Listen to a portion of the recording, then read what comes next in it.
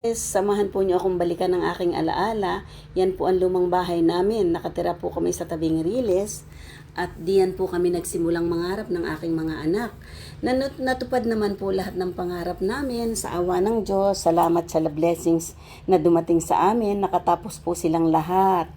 At hindi po namin makakalimutan ang mga memories namin dyan sa aming naiwang bahay. At hanggang ngayon po ay bahay pa rin na pinauupahan na lang po namin.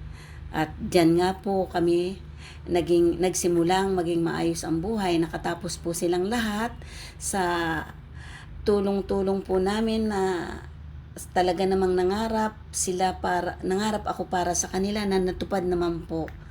At salamat talaga sa blessings na dumating sa amin. Hindi po namin talaga yan makakalimutan kasi ang buhay namin ay parang pelikula.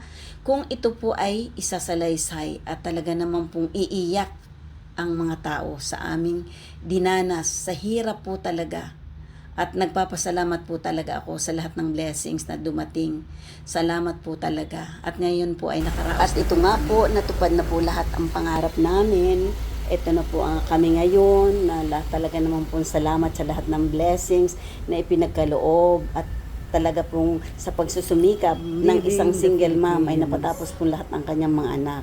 At yan po, ito nga po na ngayon. Salamat po talaga. Salamat ng marami. Thank you for watching. See you on my next vlog. Bye-bye. Please like, share, and subscribe.